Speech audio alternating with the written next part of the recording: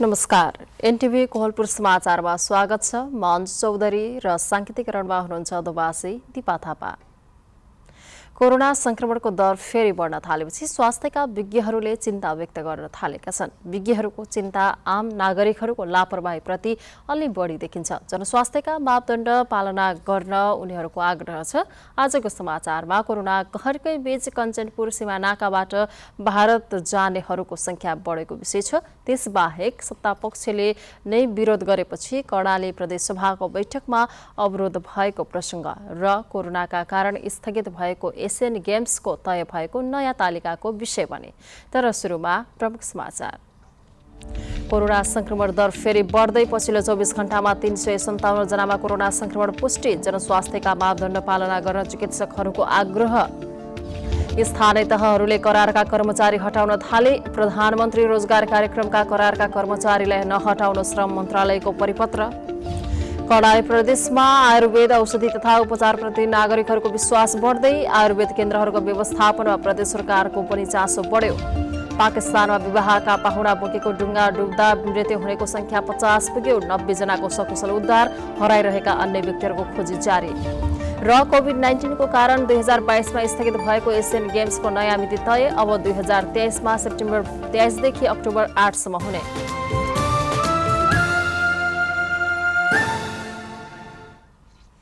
समाचार अब विस्तारमा।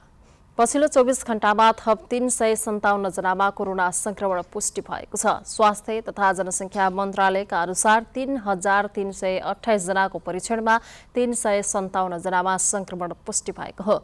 जसमध्ये 1828 जनाको पीसीआर परीक्षण गर्दा 268 जना र 1500 जनाको एन्टिजेन परीक्षण गर्दा 89 जनामा संक्रमण देखिएको मन्त्रालयको भनाइ छ। यो सँगै कोरोना भाइरसको सक्रिय संक्रमितको संख्या 1182 पुगेको छ। पछिल्लो 24 घण्टामा 62 जना संक्रमण मुक्त भएका छन्। जसमध्ये 1865 जना होम आइसोलेसनमा रहेका छन् भने 117 जना संस्थागत आइसोलेसन र 19 जना आइसियुमा रहेका छन्। आज थपेका सँगै नेपालमा कोरोना भाइरसको संक्रमितको कुल संख्या 11,23,150 पुगेको छ। यसैबीच नेपालमा संक्रमण बढेसँगै कोरोना संक्रमणको चौथो लहर सुरु भएको विज्ञहरूले चेतावनी दिएका छन्। एपिडेमियोलोजी तथा रोग नियन्त्रण महाशाखाका निर्देशक डाक्टर चुमनलाल दासले नेपालमा कोरोना संक्रमणको चौथो लहरको संकेत देखिएको बताउनुभयो। धेरैजसोमा अहिले ओमिक्रोनको उपप्रजाति BA2 र अन्य नमुनामा BA1 र BA5 पुष्टि भएको छ। नेपालमा पछिल्लो समयमा भिडभाड बढ्दै गएको र मानिसहरूले जनस्वास्थ्यका मापदण्ड पालना गर्न छोडेकाले संक्रमितको संख्या बढ्दै गएको डाक्टरहरूले बताएका छन्। भारतमा कोरोनाको संक्रमण दर बढिरहेको छ। नेपालमा पनि सक्रिय संक्रमितको संख्या उकालो लागिरहेको छ। तर यही समयमा सुदूरपश्चिमका नाकामा रोजगारीका लागि भारत जानेको चहल पहल सुरु भएको छ। रोपाइसकेसँगै पश्चिमी सीमा नाका गड्डा चौकी र गौरी फन्टा नाकामा सिजनल कामका लागि भारत जानेको लर्को सुरु भएको हो।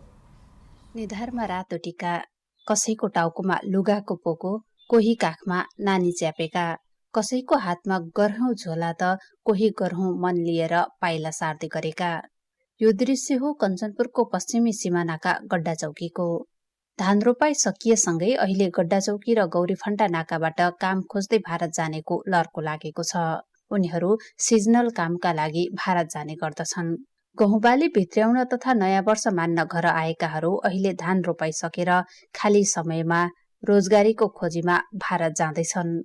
यसरी जानेहरूमा युवा मात्रै छैनन्, वृद्ध तथा महिला र बालबालिकाहरू पनि छन्।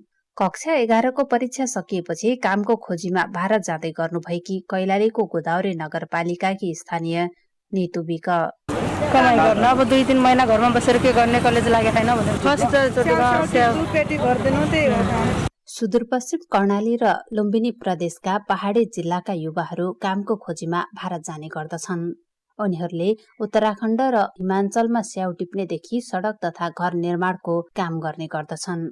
पछिल्लो समय भारतका विभिन्न शहरहरूमा कोरोना संक्रमण बढेसँगै भारतबाट भित्रिनेहरूमा पनि संक्रमण दर बढ्दै गइरहेको छ। तर पश्चिमी नाकाहरूमा भने कोरोना कहरकै बीच रोजगारीमा भारत जानेहरूको घुइँचो देखिन्छ।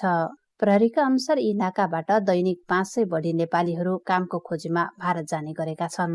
घर बस्नुभन्दा 2 महिनामा 30,000 बढी कमाई हुने भएकाले स्याउ टिप्न सिमला जान लागेको कैलालीको गोदावरी नगरपालिका 9 की स्थानीय मायादेवी सार्की बताउनुहुन्छ। पहिला पनि गएँ अनि यसपाला अझ जान लागेको छु। यसो एक सिजनमा एकजनाको 25-30 हजार बस्दछ एक महिनामा। उसो त युवा तथा विपन्न परिवारलाई लक्षित गरेर सरकारले विभिन्न खालका कार्यक्रमहरू सञ्चालन गरेको छ। तर ती कार्यक्रमहरूले दैनिक मजदुरी गर्ने यस्ता परिवारहरूलाई भने छुन सकेको देखिँदैन। दुर्गा उपाध्याय, नेपाल टेलिभिजन, सुदूरपश्चिम प्रदेश, कञ्चनपुर। कर्णाली प्रदेश सभाको मंगलबारको बैठक सत्तापक्षकै प्रदेशसभा सदस्यहरूले बहिष्कार गरेका छन्। सरकार एकलौटी ढंगले अघि बढेको भन्दै नेकपा माओवादी केन्द्रका प्रदेशसभा सदस्यहरूले प्रदेशसभा बैठक बहिष्कार गरेका हुन्। कर्णालीमा कांग्रेसको नेतृत्वमा नेकपा माओवादी केन्द्र र एकीकृत समाजवादीको गठबन्धन सरकार छ। 10औं अधिवेशनको 26औं बैठक आज सुरु भए लगत्तै माओवादी केन्द्रका प्रदेशसभा सदस्यहरूले सभामुखसँग बोल्ने समय मागेका थिए। प्रदेशसभा सदस्य गोपाल शर्माले समय मागेर सरकार एकलौटी हिँडेको र प्रमुख सत्ता दल माओवादीलाई निषेध गर्न खोजिएको आरोप लगाउनुभयो। यस्तो अवस्थामा प्रदेशसभाका कुनै पनि कारबाहीमा सहभागी हुन नसक्ने उहाँले बताउनुभयो।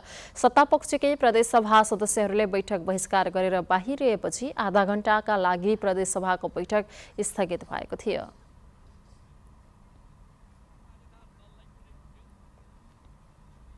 स्थानीय तहहरूले करारका कर्मचारीहरू हटाउन थालेका छन्। 2074मा भएका स्थानीय तह निर्वाचनबाट निर्वाचित जनप्रतिनिधिको कार्यकालमा नियुक्त भएका करारका कर्मचारीहरूलाई हटाउन थालिएको हो।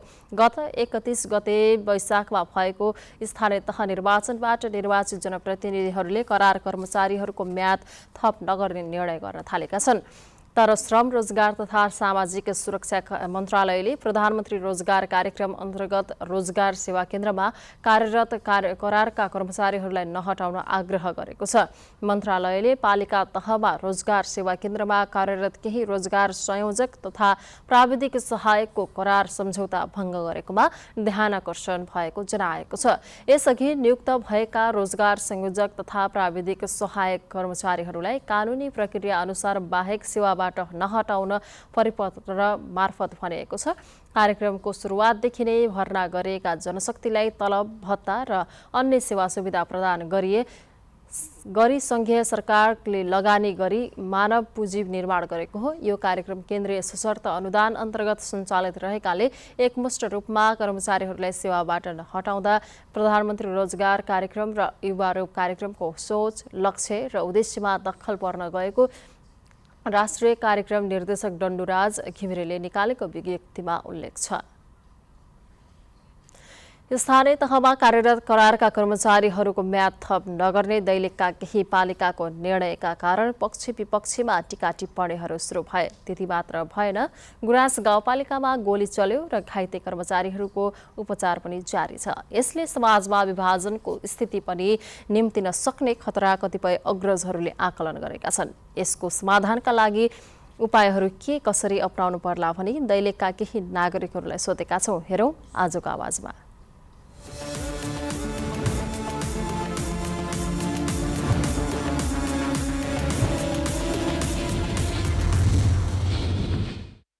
देशैभरिका साथीहरूलाई सेवा करारको कर्मचारी साथीहरूले लोकसेवाबाट स्थायी कर्मचारी आयो भने अथवा त्यो आर्थिक अवस्थाले भ्याएन भनेपछि हामीले निश्चित अवधिमा बिदा भएर जानुपर्छ भन्ने पनि मानसिकता राख्नुपर्छ। तपाईहरूलाई बढी छ, त्यो दरबन्दीको कोटा अनुसार भन्दा बढी राखिएको छ, खर्च बेहोर्न सकिन्न भने कार्यदक्षता मूल्याङ्कनको आधारमा फर्महरू भर्नुहोस्, मूल्याङ्कन गर्नुहोस् र त्यो आधारमा घटाउनुहोस् भनेर हामीले जिल्लाका सबै तहका साथीहरूलाई अनुरोध गरेको स्थिति छ।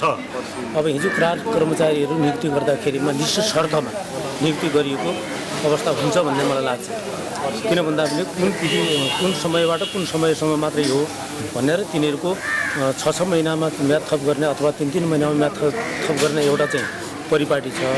अब त्यो परिपाटीलाई अब जो हाम्रो शर्त हुन्, जो हाम्रा प्रतिबद्धता हुन्, त्यसमा चाहिँ करारमा काम गर्ने साथीहरूले पनि बुझ्नु भएन कि अथवा करारमा राख्ने निकायले बुझेन कि भन्ने पनि हामीलाई लाग्छ।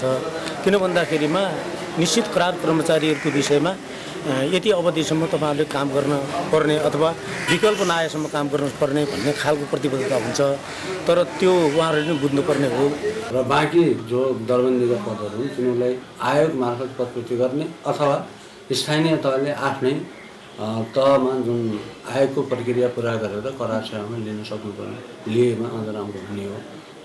तर केही अब यो समय अभावका कारण भनौँ या अब यो दरबन्दीहरूको के अरे पदपूर्ति लोकसेवा आयोगको गठन ढिलाइको कारणले पनि पदपूर्ति हुन नसकेका कारणले जुन स्थानीय सरकारले करारमा चाहिँ नियुक्ति गरेर काम चलाइरहेको छ, तिनीहरूको यसको समाधानको लागि म त के देख्छु भने हामीसँग जति रिक्त पदहरू छन् तिनीहरूलाई समयमै लोकसेवा माग गरेर पदपूर्ति गराउने र लोकसेवाबाट पदपूर्ति नहुने अवधिसम्मको लागि स्थानीय सरकारले आफैले एउटा दक्ष क्वालिफाइड कर्मचारीहरू जो सम्बन्धित विषयको कर्मचारीहरूलाई उहाँहरूको योग्यता परीक्षण गरेर करार नियुक्ति गरेमा यो समाधान हुनसक्छ भन्ने मलाई लाग्छ।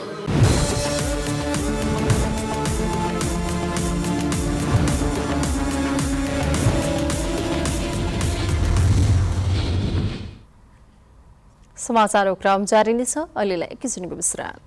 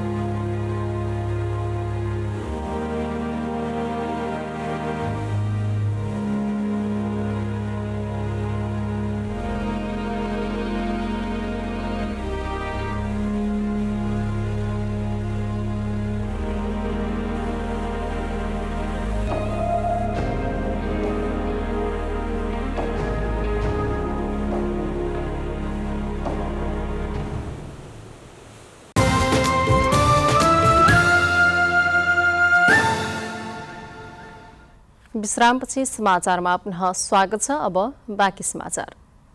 कपिलवस्तुमा लामो समयदेखि वर्षा नभएपछि खेतबारी बाँझै छन्। किसानहरू पनि रोपेको धान सुक्दै गएपछि चिन्तामा छन्। गर्मी बढेपछि जनजीवन समेत प्रभावित भएको छ। खाद्यान्नको भकारी मान्ने कपिलवस्तु जिल्लामा यस वर्ष लामो समयदेखि वर्षात नभएपछि जिल्लाका किसानले धान लगाउनै पाएका छैनन् भने धान लगाइसकेका किसान खेतमा रोपेको धान सुक्दै गएको छ। पछिल्लो करिब 1 महिनादेखि परेको खडेरीले धान रोपेको खेत चिरा परेर फुट्न थालेपछि कपिलवस्तुका किसानहरू चिन्तित बनेका छन्। कृषि ज्ञान केन्द्र कपिलवस्तुका अनुसार असारको सुरुवातमै राम्रो वर्षात भए पनि अहिले लामो समयदेखि पानी नपर्दा खेतमा रोपिएको धान सुक्दै गएको छ। कपिलवस्तुमा हालसम्म 60% रोपाई भएको छ। वर्षात नभएका कारण 40% रोपाई हुन बाँकी रहेका छन् भने पानी अभावमा धान रोपेको खेतमा धजा फाट्दै गएको ज्ञान केन्द्र कपिलवस्तुका प्रमुख डाक्टर रविन्द्रनाथ चौबेले बताउनु भएको छ। अहिले हालसम्मको अवस्था हेर्दाखेरि यो वर्ष मनसुन चाहिँ त्यति सक्रिय नभएको कारणले गर्दाखेरि र खडेरी भएको अवस्था छ। अहिले कपिलवस्तु जिल्लामा करिब 60% जति धानको रोपाई सकिएको छ र 40% रोपाई चाहिँ अझै बाँकी रहेको छ। रोपिएको धानको खेतमा पनि एकदम खडेरीले गर्दाखेरि धजा फाटेर खेतहरू एकदम सुकिरहेको अवस्था छ। बाली पुरै एकदम सुकिरहेको अवस्थामा छ र यही अवस्था अब केही दिनसम्म अझै लम्बियो भने धानको उत्पादनमा एकदमै क्षति हुने अनुमान गर्न सकिन्छ।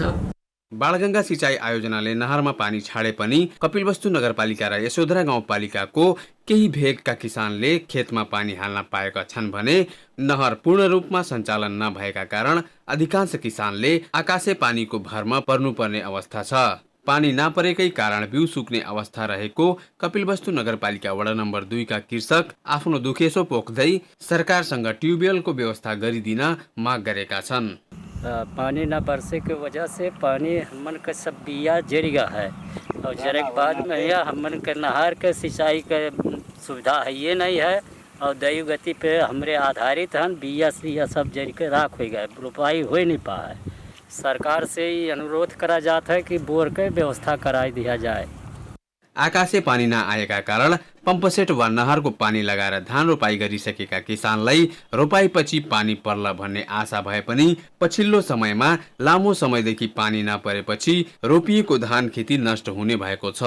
कपिलवस्तुमा 83,000 हेक्टर खेती योग्य जमिन मध्ये 71,500 हेक्टर क्षेत्रफलमा धान खेती गरिन्छ, जसमध्ये गत वर्ष 2,78,000 मेट्रिक टन धान उत्पादन भएको थियो भने यस वर्ष समयमा पानी नपरेका कारण जिल्लामा 60% धान रोपाई भएको भए पनि अधिकांश खेतहरू पानीको अभावमा रोपाई नै हुन सकेको छैन।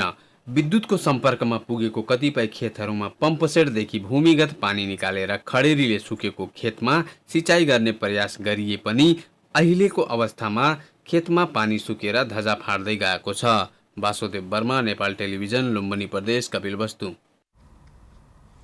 आयुर्वेद औषधि तथा उपचारप्रति नागरिकको विश्वास प्राचीन समयदेखि छ। कर्णाली प्रदेश सुर्खेतमा रहेको प्रदेश आयुर्वेद औषधालयलाई प्रदेशका 10वटै जिल्ला स्थित आयुर्वेद केन्द्र, स्थानीय तह र नागरिक आरोग्य केन्द्रलाई औषधि वितरण एवं व्यवस्थापनका लागि प्रदेश सरकारले चासो दिन थालेको छ।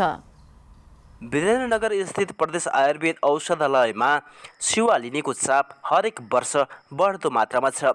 पछिल्ला वर्षहरूमा आयुर्वेद उपचार सेवा लिनेहरूको आकर्षण देखिएसँगै प्रदेश सरकारले पूर्वाधार विकासमा प्राथमिकता दिन थालेको छ।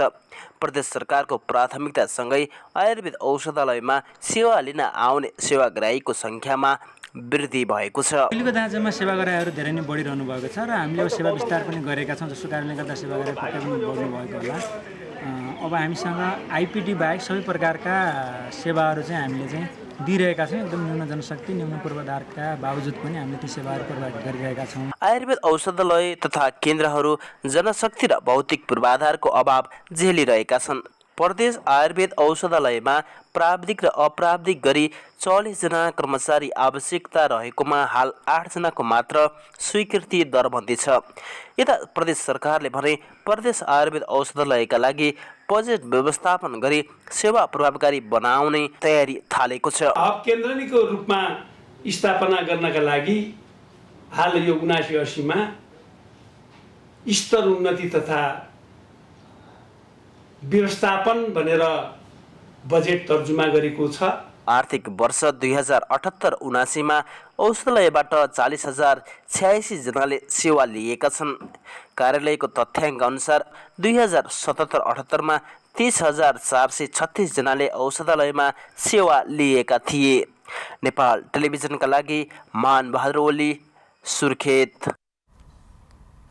स्थानीय उत्पादनको बजारीकरण र पहाडी जिल्लालाई सडक सञ्जालमा जोडेर आर्थिक सुधार गर्ने योजना छ। सहज यातायातको सुविधा पुर्याउने लक्ष्य लिएर सरकारले सुरु गरेको पुष्पलाल मध्य पहाडी राजमार्ग अन्तर्गत दैलेख खण्डमा 65 किलोमिटर सडक कालोपत्रे सम्पन्न भएको छ।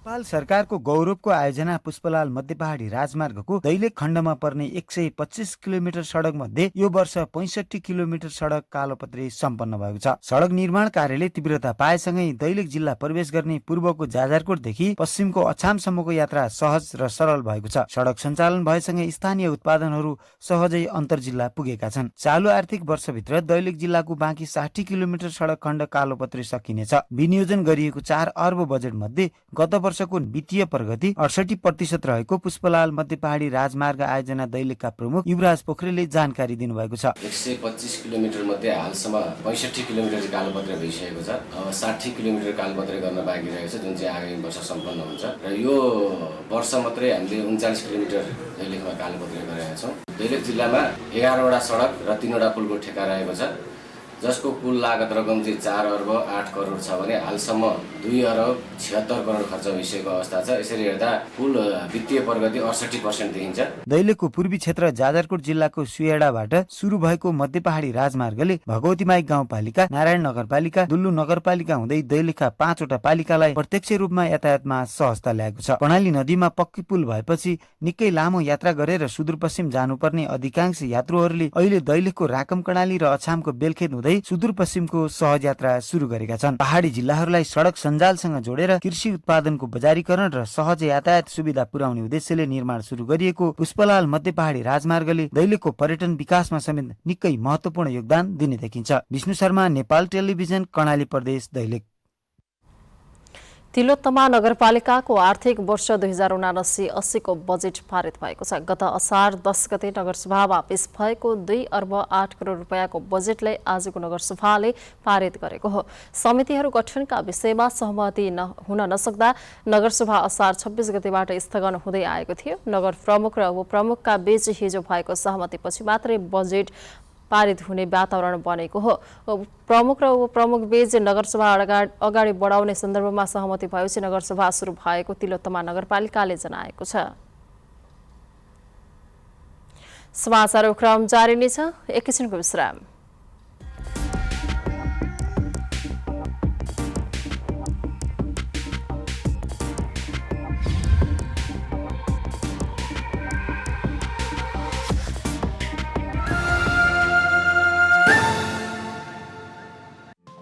केही नयाँ, केही फरक।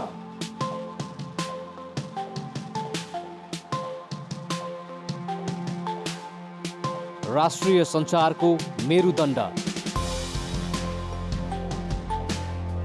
नेपाल टेलिभिजनको प्रादेशिक च्यानल एनटिभी कोहलपुर। पश्चिम नेपालको लुम्बिनी, कर्णाली र सुदूर पश्चिमको एक मुष्ट आवाज। सत्य समाचार, तटस्थ विचार। कार्यक्रममा मौलिकता, समावेशिता र विकासमा विस्तार। डिजिटल दुनियाँमा तपाईको विचार र भावनालाई संसारसँग जोड्दै एनटिभी कोहलपुर। सूचना, शिक्षा र मनोरञ्जनको यो यात्रा हो समृद्धिको।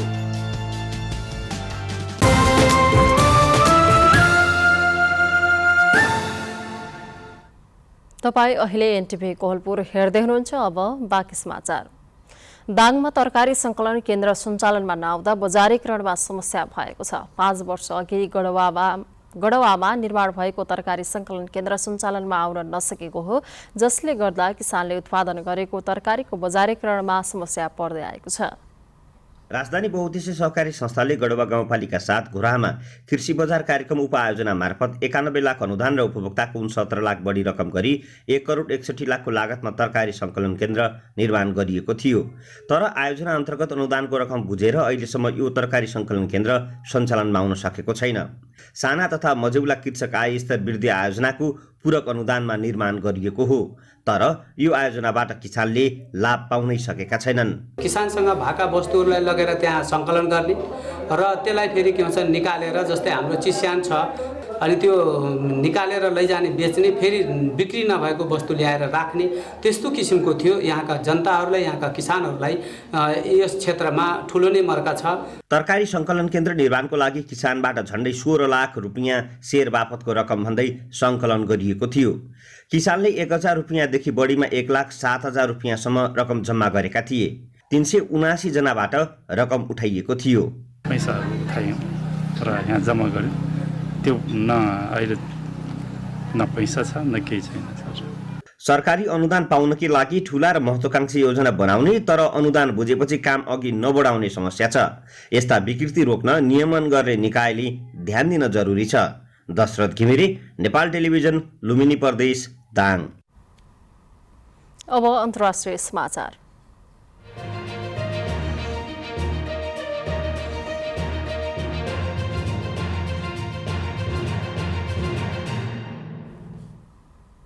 पाकिस्तानमा विवाहका पाहुना बोकेको डुङ्गा रहिम यार खान सहर नजिक सिन्धु नदीमा डुब्दा कम्तीमा मृत्यु हुनेको संख्या 50 पुगेको छ। कम्तीमा 90 जनाको जीवितै उद्धार गरेको पाकिस्तानी अधिकारीहरूलाई उद्घृत गर्दै अन्तर्राष्ट्रिय सञ्चार माध्यमले उल्लेख गरेका छन्। करिब 1 दर्जन व्यक्ति अझै हराइरहेका र उनीहरूको खोजी जारी रहेको छ। मृत्यु हुनेमा अधिकांश महिला तथा बालबालिका रहेका छन्। राज्य सञ्चालित उद्धार सेवाका 35 जना गोताखोर खोजी तथा उद्धारमा खटिएका सरकारी अधिकारीहरूले बताएका छन्। डुङ्गामा क्षमताभन्दा बढी यात्री रहेका कारण दुर्घटना भएको बताइएको छ। यद्यपि डुङ्गामा कति जना व्यक्ति चढेका थिए भन्ने अझै थाहा हुन सकेको छैन। अब आर्थिक समाचार।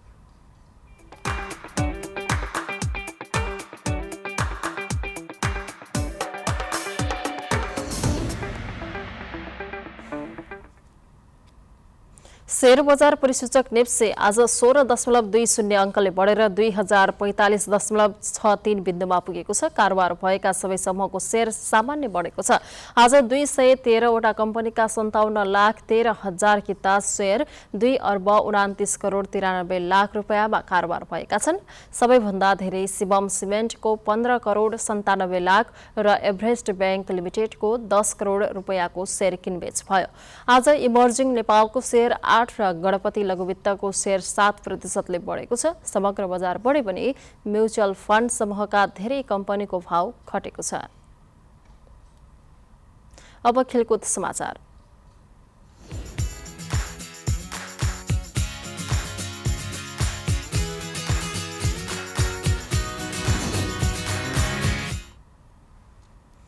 एशियन गेम्सको नयाँ मिति तय भएको छ। 2022मा स्थगित भएको एशियन गेम्स अब 2023मा सेप्टेम्बर 23 देखि अक्टोबर 8 सम्म हुनेछ।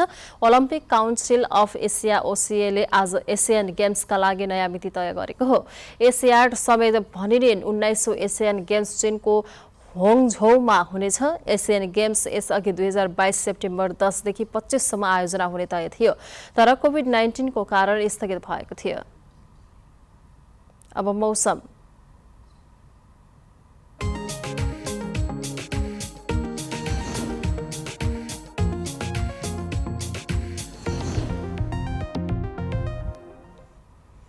आज देशका धेरै स्थानहरूमा मेघ गर्जन र चट्याङसहित हल्कादेखि मध्यम वर्षा भयो। यस्तै आज रात देशका केही स्थानहरूमा हल्कादेखि मध्यम वर्षा र लुम्बिनी, कर्णाली, सुदूरपश्चिम प्रदेशका 1-2 स्थानमा भारी वर्षाको पनि सम्भावना रहेको छ। अब मौसम सम्बन्धी थप विवरण।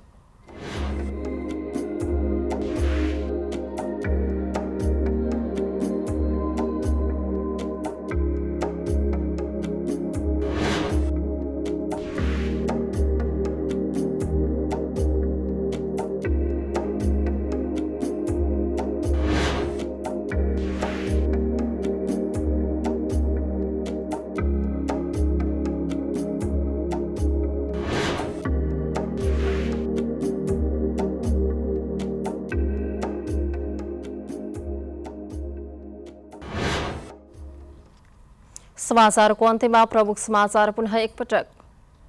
कोरोना संक्रमण दर फेरि बढ्दै पछिल्लो 24 घण्टामा 357 जनामा कोरोना संक्रमण पुष्टि। जनस्वास्थ्यका मापदण्ड पालना गर्न चिकित्सकहरूको आग्रह।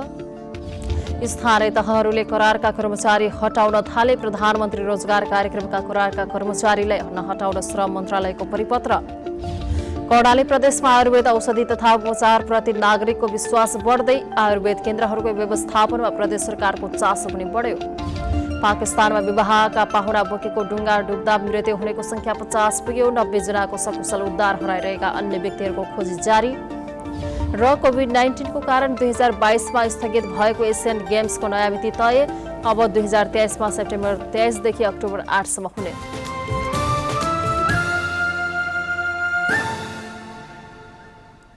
हवस् त अहिलेलाई समाचारको सिलसिला यति नै। बिदा दिनुहोस्। नमस्कार।